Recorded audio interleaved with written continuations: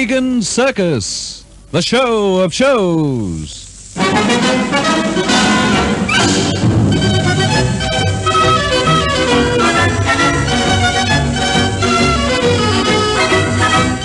Christine Hagen has suffered still another disappointment at the hands of the fascinating but unscrupulous Grant Andrews. Meeting her former lover in Sydney, he tells her he means to give himself up to the police. But too late, Christine learns that it is but a ruse to escape the law. Even more serious is the fact that the police are searching for the woman who warned Andrews. And the family believe that Louis Little, curious dwarf with the circus, knows the woman to be Christine. That same night, Jim Cameron is attacked by the dwarf's partner, the giant Hanson, when the young man attempts to discover the secret of the locked chest in Little's room. The dwarf thereupon offers John Hagen the key to the chest, declaring he wants an end to this curiosity at once. This isn't necessary, you know. Pardon me, Mr. Hagen, but I think it is highly necessary. I only regret I did not do this earlier. But it never occurred to me that the matter would reach so serious a stage. Now, please do as I ask, sir. Well, very well, Mr. Little. But I think you'd better come down with me. Why? Your partner doesn't like anybody interfering with that trunk. And we don't want another fight on our hands tonight. That idea is absurd, Mr. Hagen. All the same, I think you'd better come along with me. As you wish. Mr. Hagen. Well? I trust you will pardon this criticism, sir, but I venture to suggest that tonight's episode throws a new light upon Mr. Cameron's character. I'm afraid I agree with you.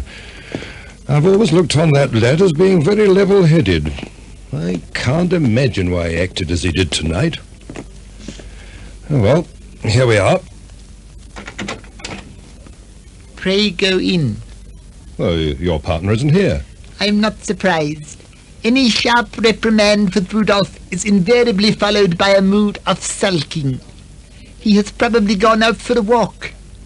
But there is the trunk, and you have the key. Yes. Please use it, Mr. Hagen. All right.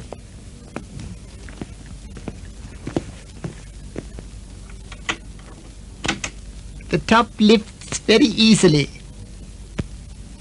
There now. There is your mystery.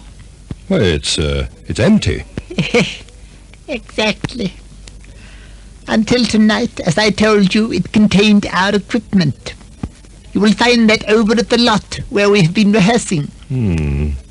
Then why keep this trunk locked? Mere force of habit, I suppose.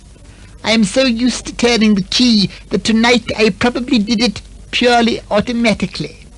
You understand how it is? Oh, yes. And now I trust this absurd business of rumor and discussion will stop. How it ever began in the first place puzzles me. Well, it seems that we owe you an apology, Mr. Little. Pray don't mention it, Mr. Hagen. Fortunately, the matter has turned out for the best. Now there is at least one less worry in your life. Worry? A secret, be it innocent or guilty, is always troubling, don't you think? It would certainly make life so much easier if all our problems could be solved as simply as this matter of the trunk.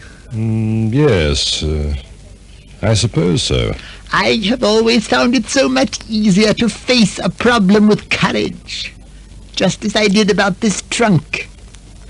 But somehow, the more one guards a secret, the more fearful one is about it becoming known.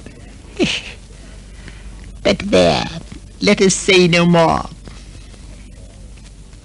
Good night, Mr. Hagen. Possibly we will have another chat in the morning.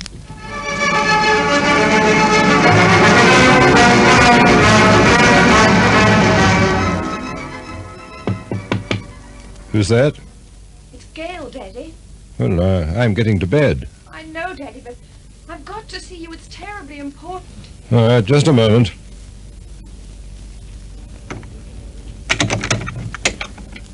Come in, Gail. Thank you, Daddy. Well? You're still very angry with me, aren't you, Daddy? Don't you think I should be? No, because you don't understand. About tonight, I mean, and what we did. I don't want to hear anything more about that. But you've got to listen. Back there in Jim's room, he couldn't tell you the truth. Not in front of that horrible little man. The whole reason we ever thought of this thing was to try to save Chris. And to help you, Daddy. Now, sit down, Gail. There, that's better. Now, tell me what you mean. Well, after dinner tonight, I told Jim what happened this afternoon. About how we were discussing Chris and the police and... You told him about Little? Yes, and how terrified we were that he'd overheard our conversation. Jim was worried too. He said that if Mr. Little knew that Chris was the girl for whom the police were searching, he might use that information. Yes. Then Jim said that he was certain that Mr. Little had a secret of his own. A secret connected with that trunk in his room. He believed that if we could discover what it was, we'd have some kind of a weapon. In case that little man made any trouble. And you agreed to a proposition like that? Yes, Daddy. I don't run my business that way, Gail. Nor my life if it comes to that. That's the trouble with this wretched hole-in-the-corner business. One piece of furtiveness leads to another. Oh, you're right, Daddy. That's why we couldn't explain. Back there in Jim's room, I mean. At least I tried to, but Jim kept interrupting. If I'd told the truth, we'd have played right into Mr. Little's hands. Oh, how? Oh, don't you see, Daddy? If we'd told the whole story there in front of Mr. Little, it would have proved that we had a dangerous secret to keep. Even if he doesn't know about Christine, he would have realized there was something we were trying to hide. Yes. It was Jim who thought about it. He thought it out. It never entered my head. I'd have blurted the whole thing out and given the game away completely. That was why Jim kept stopping me. He was terrified that Mr. Little would guess. It's not a case of guessing, Gail. I think Little knows about Chris. Why? Just from some vague hints in his conversation tonight. In Jim's room? No, in his own room after I'd opened the trunk. He spoke about my secret worries. All very sympathetic on the surface, but full of double meanings I could take anywhere I chose. Daddy? Well? There's nothing much we can do, is there? Nothing, Gail. And if you do get any more ideas about helping the situation, come and talk it over with me first. You understand? Yes, Daddy. I promise. And what about Jim? Oh, don't you worry about that young man. Except to tell him that I'll expect him on the job tomorrow. Now run along to bed, girlie. Perhaps things may look better in the morning.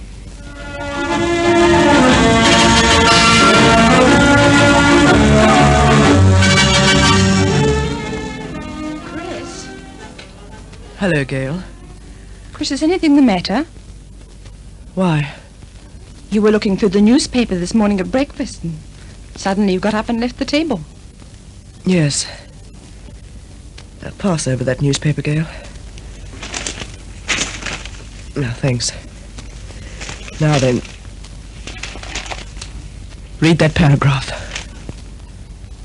Police seek witness. Chris! Read it. Police at headquarters are particularly anxious to contact a young woman in connection with a certain urgent matter. Her description is... Chris! These clothes are in your wardrobe now. Yes, Gail. But we've got to get rid of them.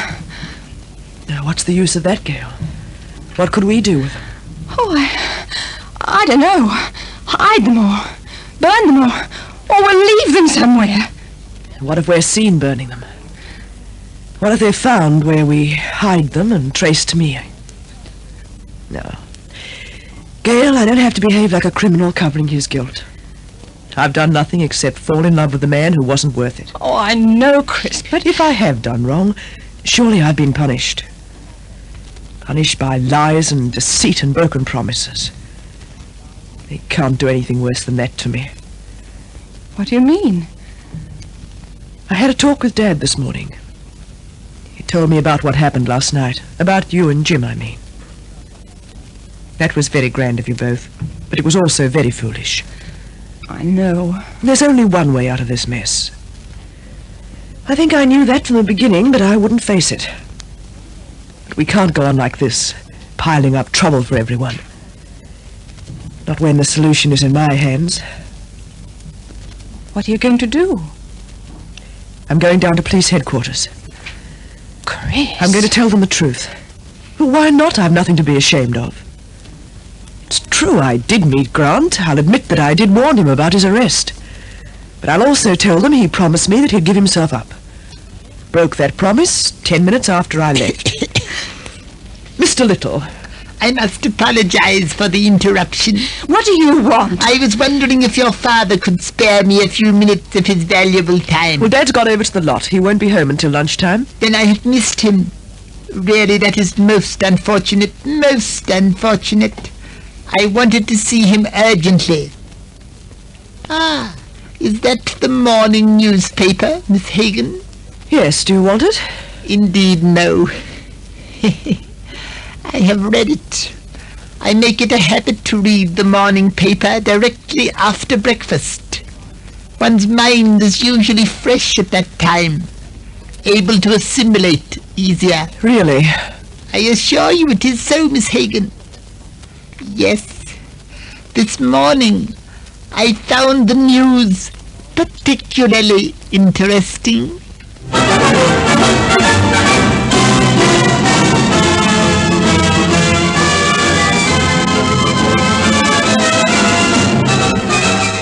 What is the reason for the bland Mr. Little's inquiry about John Hagen? And why is he so ready to overlook the burglary of his room last night? Be present at this interview with John Hagen in the next episode of Hagen Circus, written by Max Afford.